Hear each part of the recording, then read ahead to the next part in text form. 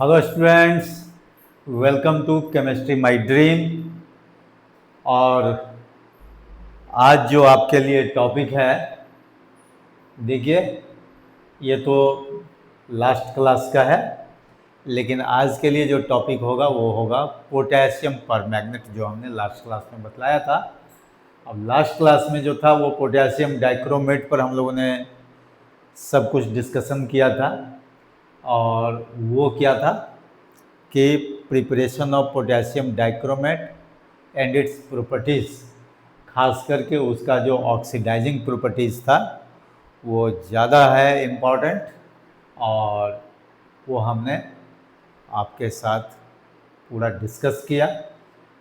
कहाँ क्या important question उससे रिलेटेड है वो सारा कुछ बताया आपको।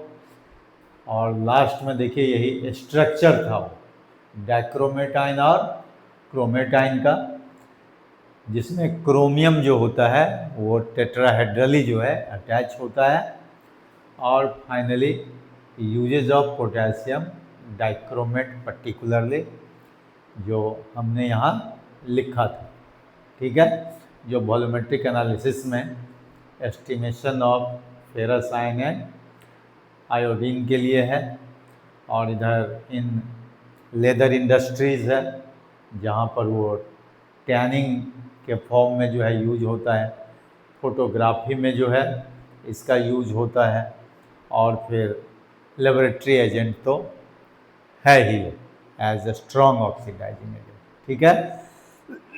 तो नेक्स्ट जो हमारा टॉपिक होगा वो होगा पोटेशियम परमैंगनेट का। तो जिस तरह से हमने पोटेशियम डाइक्रोमेट पढ़ा उसी तरह से हम लोग क्या पढ़ेंगे, पोटेशियम परमैंगनेट पढ़ेंगे। तो लीजिए हम लिख देते हैं आज का टॉपिक पोटेशियम परमैंगनेट। पोटेशियम पर मैंगनेट, जिसको हम लोग KMnO4 जो इसका फॉर्मूला है उससे डिनोट करते हैं, एंड इट्स प्रॉपर्टीज।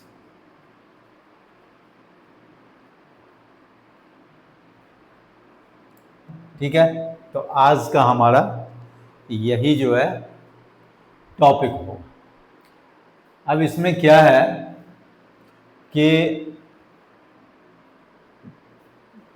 हम लोग जो है प्रिपरेशन पहले पढ़ते हैं, प्रिपरेशन ऑफ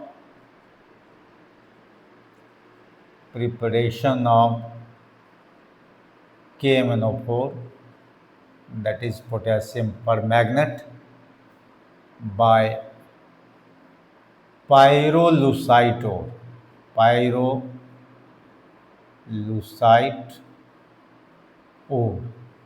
अब पैरोलुसाइट ओर क्या होता है, ये है MnO2।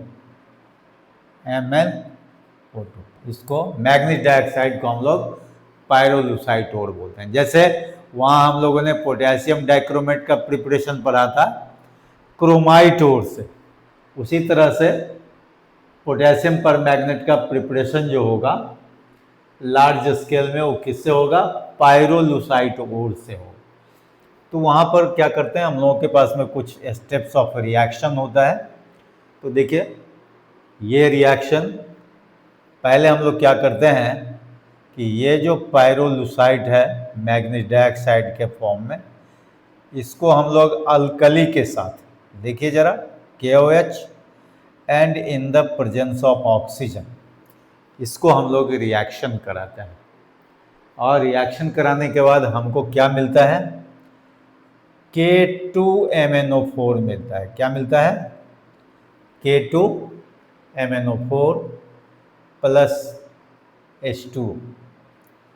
अब ये K2MnO4 जो होता है that is called potassium manganate होता है, पोटेशियम मैंगनेट, ठीक है।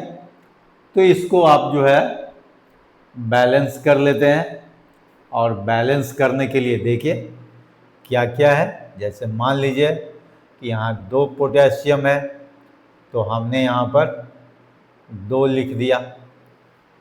ठीक है, तो ये देख लीजिए कि ऑक्सीजन कितने हो गए, मैग्नीज कितने हो गए, हाइड्रोजन सब तो बैलेंस है, ऑक्सीजन केवल बैलेंस नहीं है। ऑक्सीजन राइट साइड में 5 एटम है और लेफ्ट साइड में 6 एटम्स है। तो लेफ्ट साइड में भी 5 एटम करने के लिए हम लोग क्या कर दें, यहाँ पर 1/2 कर दें, तो देखिए 5 एटम्स आसानी से हो जाए। तो इस तरह से हम लोग क्या करते हैं, पोटेशियम मैग्नेट जो है फर्स्ट स्टेप में ले आते हैं। अब सेकेंड स्टेप जो इसका है वो देखिए, कहता है कि इस पोटेशियम मैग्नेट को K2MnO4 को हम लोग क्लोरीन से रिएक्शन करते हैं। इससे ढेर सारे रिएक्शन है इसके लिए, लेकिन सिंपली हम लोग क्लोरीन से रिएक्शन करा करके क्या कर लेते हैं, KMnO4 बना लेते हैं। देखिए KMnO4 बन जाएगा, पोटेशियम पर मैग्नेट हो गया, और KCl जो है ये बाई प्रोडक्ट में निकल जाएगा। तो अगर आप इसको बैलेंस करना चाहेंगे तो आई थिंक कि ये बैलेंस हो जाएगा। यहाँ पर केवल हम लोग हाफ Cl2 अगर कर दें तो देखिए बैलेंस हो जाएगा। ठीक है, तो इस तरह से आपका क्या मिल गया, पोटेशियम पर मैग्नेट मिल गया। तो ये और भी आसान है पोटेशियम डाइक्रोमेट के कंपैरिजन में जब प्रिपरेशन की बात होती है। तो ये तो पोटेशियम पर मैग्नेट का प्रिपरेशन हो गया। इसके बाद हम लोग आते हैं प्रॉपर्टीज़ में।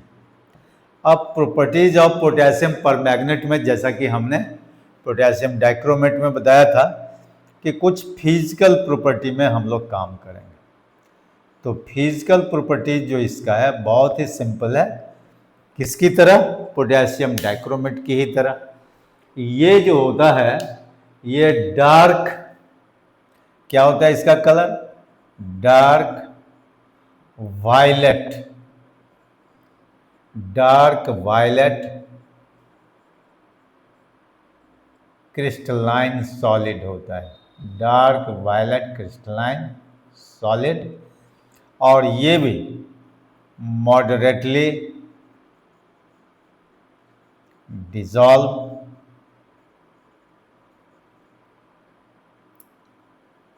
in water and more soluble in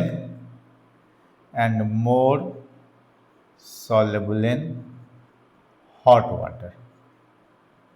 तो जैसे जैसे इसका भी टेम्परेचर हम लोग बढ़ाएंगे सॉल्यूशन का, उसकी सॉल्युबिलिटी जो है बढ़ जाएगी।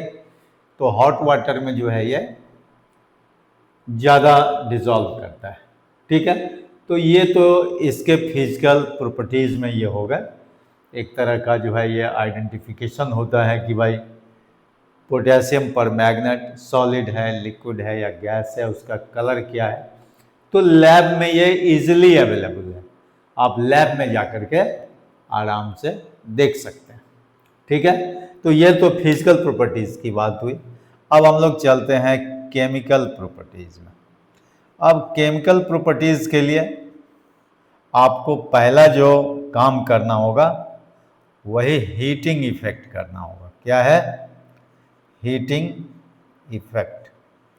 अब हीटिंग इफेक्ट में देखिए कहता है कि KMnO4 को अगर स्ट्रांगली हीट करेंगे, यही KMnO4 है, इसको स्ट्रांगली हीट करेंगे तो देखिए K2MnO4 बनेगा प्लस MnO2 बनता है मैग्नीज डाइऑक्साइड, और प्लस ऑक्सीजन गैस रिलीज होता है। तो अगर आप चाहते हैं क्या कि इसको हम बैलेंस कर दें तो यहाँ पर 2 कर दीजिए, और आई थिंक कि ये जो है आपका वेल बैलेंस्ड हो गया। ठीक है, तो ये हीटिंग इफेक्ट बतलाता है। दूसरा फिर से इसका क्या है, ऑक्सीडाइजिंग कैरेक्टर। जैसे आपने पोटेशियम डाइक्रोमेट के केस में पढ़ा, उसी तरह से पोटेशियम परमैंगनेट के केस में ये क्या होगा, ऑक्सीडाइजिंग कैरेक्टर। अब ऑक्सीडाइजिंग कैरेक्टर में यहाँ पर क्या है, ये स्ट्रॉन्ग ऑक्सीडाइजिंग एजेंट है इन acidic medium, basic medium and neutral medium. वहाँ तो पोटेशियम डाइक्रोमेट का ऑक्सीडाइजिंग कैरेक्टर आपने केवल एसिडिक मीडियम में पढ़ा, लेकिन ये जो पोटेशियम परमैंगनेट है ये तीनों ही मीडियम में, कहने का मतलब एसिडिक मीडियम, बेसिक मीडियम और न्यूट्रल मीडियम में ये ऑक्सीडाइजिंग कैरेक्टर शो करता है। तो सबसे पहले हम लोग इसका oxidizing character in acidic medium देखते हैं। क्या देखते हैं? In acidic medium. अब एसिडिक मीडियम के लिए आपके पास में पहले मॉलिक्यूलर इक्वेशन होता है। क्या मॉलिक्यूलर इक्वेशन होता है? तो इसको हम लोग लिख लेते हैं KMnO4 प्लस H2SO4, ठीक है। और ये देखिए इससे क्या मिलेगा वो पहले हम लोगों को लिखना है। तो K2SO4 तो ये रहेगा ही, K2SO4 प्लस ये देखिए मैग्नीज का भी सल्फेट बनता है, प्लस MnSO4 प्लस H2O और प्लस नेसेंट ऑक्सीजन। अब ये नेसेंट ऑक्सीजन जो रिलीज हुआ due to which KMnO4 acts as oxidising agent, क्योंकि क्वेश्चन पूछता है कि भाई why KMnO4 acts as oxidising agent. तो due to formation of nascent oxygen for oxidising other substances, तो इसलिए KMnO4 क्या होता है? ऑक्सीडाइजिंग एजेंट होता है। अब इसको आप अगर बैलेंस करना चाहेंगे तो देखिए यहाँ 2 कर दीजिए, MnSO4 में 2 कर दीजिए और ये कुल मिलाकर के यहाँ पर 3 कर दीजिए। तो हम समझते हैं कि शायद ये बैलेंस हो जाएगा बहुत जल्दी और ये हो जाएगा कि देखिए यहाँ पर 5O अगर कर दें तो आपका ऑक्सीजन भी क्या होगा? आराम से बैलेंस हो जाएगा। एक बार देख लीजिए, 2 KMnO4 plus 3 H2SO4, this gives K2SO4 plus MnSO4 जिसको मैग्नीज सल्फेट बोलते हैं, plus 3 molecules water and 5 mole oxygen, ठीक है, नेसेंट ऑक्सीजन। तो ये तो मॉलिक्यूलर इक्वेशन हो गया। इसको हम लोग क्या लिखते हैं? Molecular equation. लीजिए हम लिख देते हैं, दिस इज मॉलिक्यूलर इक्वेशन। लेकिन हमको क्या लिखना है? आयनिक इक्वेशन में भी इसको क्या करना है? ये एक्सप्रेस करना है। तो यहां लिखे आयनिक इक्वेशन, यहीं लिख देते हैं आयनिक इक्वेशन। अब देखिए आयनिक इक्वेशन में क्या करते हैं हम लोग? इसमें कहता है कि आयंस के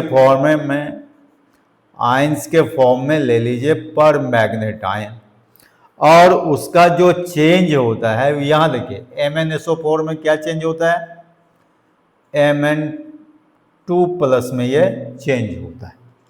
तो बाकी पार्ट को बैलेंस करने में कोई प्रॉब्लम नहीं है। मैंने बताया हुआ है कि एसिडिक मीडियम में जितना ऑक्सीजन आपको बैलेंस करना है उतने ही वाटर मॉलिक्यूल उसके अपोजिट साइड में ले लीजिए, और वाटर में जितना हाइड्रोजन आया है तो उस वाटर के अपोजिट साइड में उतना हाइड्रोजन आयन ऐड कर दीजिए, तो वो सब बैलेंस हो जाएगा। हाइड्रोजन भी बैलेंस हो गया, ऑक्सीजन भी बैलेंस हो गया।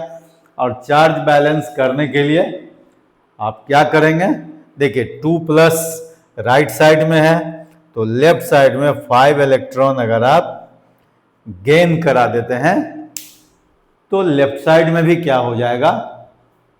2 प्लस हो जाएगा। तो 2 प्लस लेफ्ट साइड में और 2 प्लस चार्ज राइट साइड में। तो इसको हम लोग बोलते हैं कि वेल बैलेंस्ड आयनिक इक्वेशन। तो ये आयनिक इक्वेशन आपका इतना इम्पॉर्टेंट है कि आप जो है जब टाइट्रेशन करेंगे, जिसको हम लोग बोलते हैं रेडॉक्स टाइट्रेशन क्लास 12 में या परमैग्नेटिक टाइट्रेशन, तो वहाँ पर KMnO4 का टाइट्रेशन आप ऑक्जेलिक एसिड के साथ करेंगे, मोर सॉल्ट के साथ करेंगे, तो उस सब में ये रिएक्शन जो है आयनिक फॉर्म में काफ़ी काम देगा।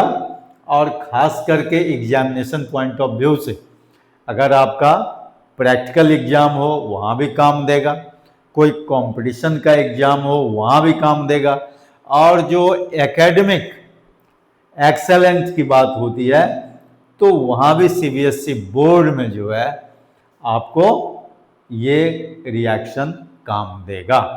ठीक है, तो अब on the basis of oxidizing character हमको ये देखना है कि KMnO4 जो है कितने कितने सब्सटेंसेस को ऑक्सीडाइज करके क्या बनाएगा, तो वो तो हम लोग देखेंगे ही, लेकिन जरा ये दो और मीडियम में जो ऑक्सीडाइजिंग कैरेक्टर शो करता है पहले उसको भी थोड़ा सा हम लोग देख लेते हैं। तो ये हो गया एसिडिक मीडियम। इसके बाद जो हम लोग लिखेंगे वो होगा बेसिक मीडियम में। ठीक है, तो देखिए जरा बेसिक मीडियम का रिएक्शन थोड़ा देख लें कि वो किस तरह से होता है। तो देख लेते हैं भाई बेसिक मीडियम। यहाँ लिखते हैं नंबर 2 में लिखते हैं हम लोग इन बेसिक और एल्कलाइन मीडियम।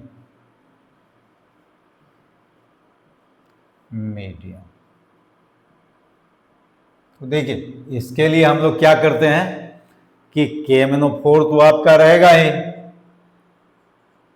ठीक है, और इसको हम लोग क्या करते हैं कि कोई अल्कली से रिएक्शन करा देते हैं। जरा ध्यान से देखिए, तो जैसे ही अल्कली से रिएक्शन कराएंगे तो यहां पर बनेगा K2MnO4। जरा अच्छा से इसको देखना है ना, और प्लस जो है H2O दे दीजिए। अब आपको बताना है और प्लस O कर दीजिए। प्लस क्या करेंगे? O, nascent oxygen. अब आप देखिए कि ये जो है बैलेंस है या बैलेंस करना पड़ेगा। तो इसमें क्या है कि अगर हम लोग यहां देखिए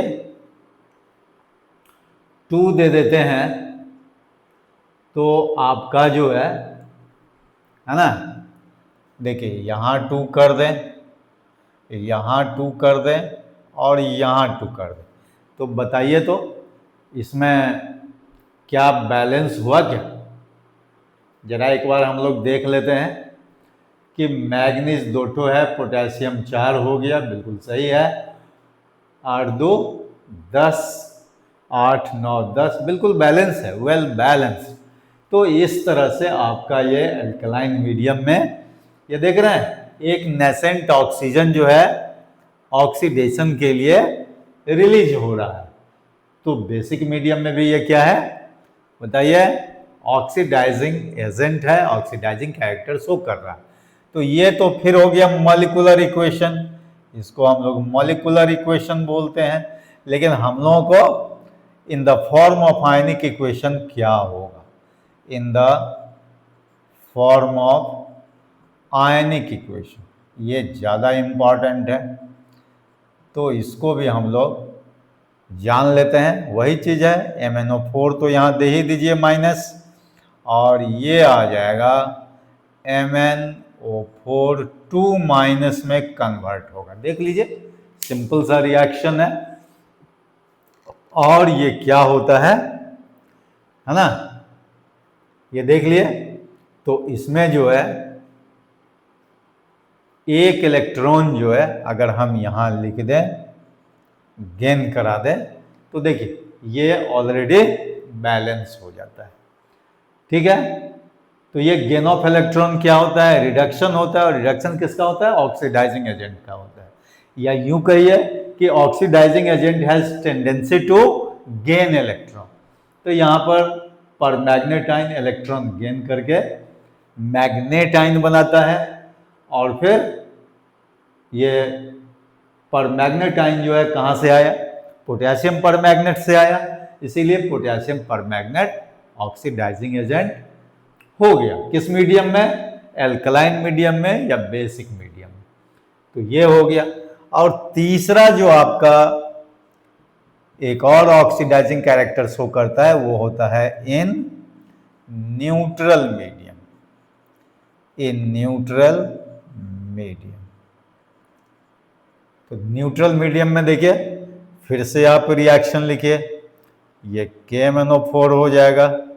और न्यूट्रल मीडियम में आप जानते हैं कि आप क्या लेते हैं, वाटर लेते हैं, ठीक है, ये ले लीजिए। और इधर जो है आपका क्या निकल जाएगा, MnO2 हो जाएगा प्लस KOH होगा और प्लस O होगा, ठीक है। तो इसको अगर आप बैलेंस करना चाहेंगे तो देखिए यहाँ पर जो है आप 2 ले लीजिए, यहाँ भी 2 ले लीजिए और यहाँ भी 2 ले लीजिए। बताइए कितना हो जाएगा।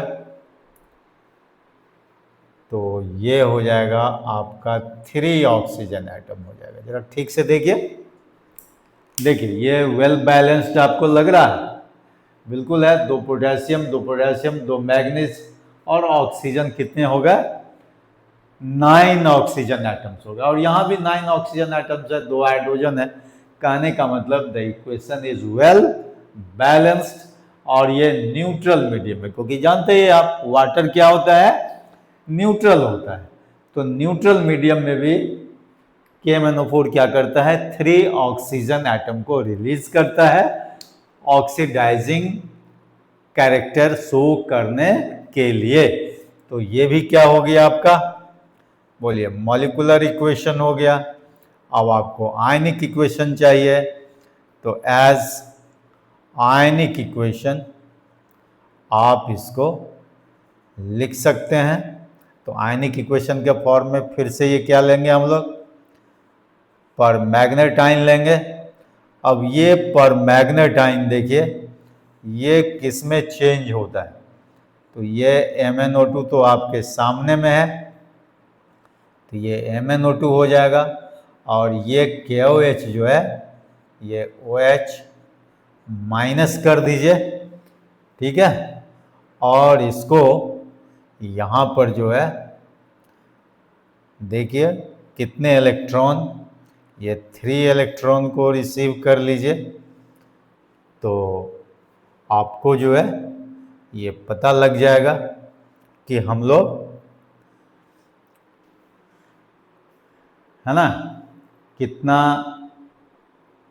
यहाँ देखिए अगर हम लोग यहाँ पर OH माइनस और इधर देख लीजिए, इधर है आपका 3 इलेक्ट्रॉन को ये रिसीव कर रहा है। तो टोटल कितने हो गए, 4 इलेक्ट्रॉन हो गए। तो 4 इलेक्ट्रॉन को दिखाने के लिए यहाँ पर आपको 4 OH माइनस लेना पड़ेगा, ठीक है। और इधर H2O तो आपने दिखाया नहीं, तो यहाँ पर H2O भी आपको दिखाना होगा, बल्कि देख लीजिए, है ना। तो अगर ट्वाइस H2O हम दिखा देते हैं, देखिए यहाँ पर, तो आपका ये इक्वेशन शायद बैलेंस हो जाता है। जरा एक बार देख लीजिए अच्छा से, देखिए MnO4 minus plus 3 electron plus twice H2O, क्योंकि वाटर तो आप लेती है न्यूट्रल मीडियम में। इधर ऑक्सीजन कितने हो गए, 6 हो गए, 4 और 2 6 हो गया, एक Mn हो गया और चार्ज भी बैलेंस हो गया। तो इस तरह से न्यूट्रल मीडियम में भी हम लोग इसके ऑक्सीडाइजिंग कैरेक्टर को शो कर सकते हैं। तो KMnO4 के साथ जो ये इंपॉर्टेंट रिएक्शंस होता है, इसके पीछे कारण है कि KMnO4 acts as oxidising agent in all media. कहने का मतलब acidic medium, basic medium and neutral medium. तो ये तीनों ही मीडियम में इसके ऑक्सीडाइजिंग कैरेक्टर को जानना बहुत जरूरी होता है। नहीं तो क्या हो जाएगा कि अगर केवल एसिडिक मीडियम जान करके रहेंगे तो आपका कहीं न कहीं क्वेश्चन क्या होगा, वो मिस कर जाएगा। ठीक है, तो चलिए ये हो गया आपका oxidizing character of KMnO4 in acidic, basic and neutral medium. तो अब जो है हम लोग क्या करते हैं, देखते हैं कि KMnO4 किसको किसको ऑक्सीडाइज करता है। तो यहां लिख देंगे KMnO4 ऑक्सीडाइजेस इन एसिडिक मीडियम। तो एसिडिक मीडियम के लिए ले लीजिए, ये ज़्यादा इंपॉर्टेंट है तो ठीक है, इसको हम लोग थोड़ा इलेबोरेटली पढ़ लेते हैं। ए में देखिए वही जो आपको हमने पहले भी रिएक्शन बताया था, उस रिएक्शन के लिए हम लोग ले लेंगे। देखिए H2S इंटू सल्फर हो जाएगा। बी में देखिए ऑक्जेलिक एसिड जो था आपका, तो ऑक्जेलिक एसिड आप जानते हैं COOH होल 2 होता है, इसको हम लोग ऑक्जेलिक एसिड बोलते हैं, इंटू CO2, है ना। कार्बन डाइऑक्साइड में इसको जो है क्या करता है, कन्वर्ट करता है। ये आपका टाइट्रेशन पॉइंट ऑफ व्यू से भी काफ़ी इम्पॉर्टेंट है। उतना ही नहीं, ये जो देखिए SO2 इंटू H2SO4, ये भी हम लोग जान चुके हैं पोटेशियम डाइक्रोमेट में, तो यहाँ ये भी पढ़ लेना है। डी में देखिए ये HX जो होता है इंटू हैलोजन X2 कर दीजिए। अब HX में आप HCl HI कुछ भी ले सकते हैं। पोटेशियम आयोडाइड वाला जो रिएक्शन था KI इंटू आयोडीन, तो I2, ये रिएक्शन भी आप ले सकते हैं।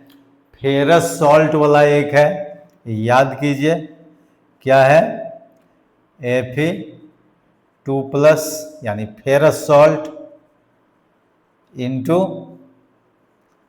Ferric salt Fe3+ salt. तो ये जितने भी रिएक्शंस है, हर एक रिएक्शन के लिए आपको क्या करना है, मॉलिक्यूलर इक्वेशन तो लिखना ही है, साथ ही साथ आयनिक इक्वेशन भी लिख लेंगे। जैसा कि हमने पोटेशियम डाइक्रोमेट में बताया था कि कहीं कोई प्रॉब्लम नहीं है, because most of the reactions are repeated. वो भी इसमें भी क्या होगा, KMnO4 में जो आपने उसका ऑक्सीडाइजिंग कैरेक्टर में देखा कि भाई सल्फ्यूरिक एसिड के प्रेजेंस में प्रोडक्ट में क्या बनता है, जैसे K2SO4, MnSO4 और वाटर, इतना तो बनना ही बनना है। और बाकी जो चेंज है वो कहाँ चेंज है, देखिए जैसे H2S लेंगे तो सल्फर बन जाएगा, ऑक्जेलिक एसिड लेंगे तो कार्बन डाइऑक्साइड बन जाएगा, सल्फर डाइऑक्साइड लेंगे H2SO4 बनेगा, HX लेंगे X2 बन जाएगा, KI लेंगे पोटेशियम आयोडाइड तो आयोडीन बन जाएगा प्रोडक्ट में, और फेरस सॉल्ट अगर लेंगे रिएक्टेंट में तो प्रोडक्ट में फेरिक सॉल्ट बन जाएगा। तो इस तरह से ये जो 6 रिएक्शन है वो आपके लिए मैं दे रहा हूं कि आप इस पर प्रैक्टिस कर लेंगे, मॉलिक्यूलर इक्वेशन भी और साथ ही साथ बोलिए आयनिक इक्वेशन भी आपको लिख लेना है। तो ये हो गया आपका KMnO4 का oxidizing character in acidic medium. अब ये जब आपका हो जाएगा तो हम लोग स्ट्रक्चर पर आएंगे। तो स्ट्रक्चर क्या है, देखिए ये स्ट्रक्चर जो होगा, अब इसको आप जो है, ये तो हो गया आज का डिस्कशन। अब स्ट्रक्चर देखिए, structure of MnO4 minus and MnO4 2 minus, मतलब ये हुआ पर मैग्नेट आयन,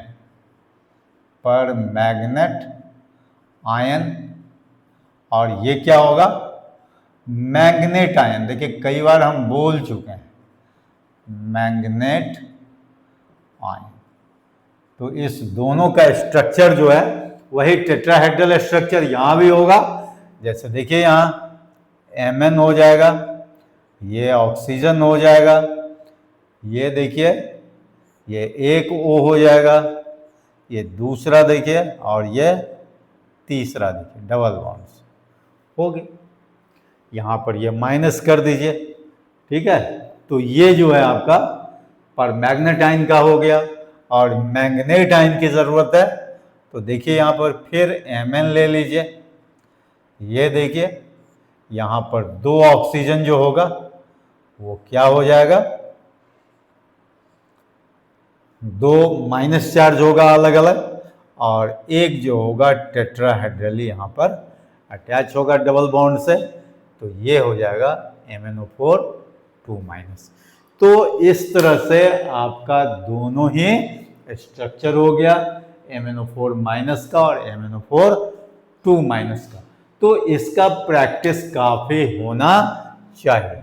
और लास्ट में आप जानते हैं हम लोग क्या लिखते हैं, यूजेस ऑफ KMnO4। अब KMnO4 का यूज पोटेशियम डाइक्रोमेट की ही तरह, पहला जो है वॉल्यूमेट्रिक एनालिसिस में काम देगा, वॉल्यूमेट्रिक एनालिसिस जिसको हम लोग टाइट्रेशन बोलते हैं, उसमें यूज करेंगे।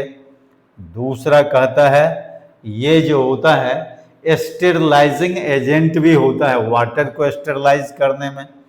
तो यहाँ पर आप लिख सकते हैं फॉर स्टेरलाइजिंग वाटर, जैसे ब्लीचिंग पाउडर आप यूज करते हैं उसी तरह से जो है वाटर के प्यूरिफिकेशन के लिए KMnO4 यूज करते हैं। और फिर लेबोरेटरी एजेंट के फॉर्म में KMnO4 का बहुत बड़ा यूज होता है as powerful oxidizing agent, powerful oxidizing agent. तो इस तरह से और भी पोटेशियम परमैंगनेट के ढेर सारे यूजेस हैं जिसको आप बुक से कांटेक्ट करके आसानी से देख सकते हैं। तो ये हो गए पोटेशियम परमैंगनेट पर डिटेल्ड डिस्क्रिप्शन हो गया, डिटेल्ड डिस्कशन हो गया, और मुझे उम्मीद है कि आप जरूर जो है इसको अपने माइंड में माने ये क्या बोलते हैं ट्रैप कर लिए होंगे, ठीक है, अच्छी तरह से। और जब भी कभी बोलने लगे तो आप जो है केमिस्ट्री माय ड्रीम को ओपन करके देखते रहिए और अपडेट होते रहिए। और मैंने कहा ही है कि अपने ड्रीम को पूरा करने के लिए केमिस्ट्री माय ड्रीम से अटैच रहिए। Okay, thank you, all the best.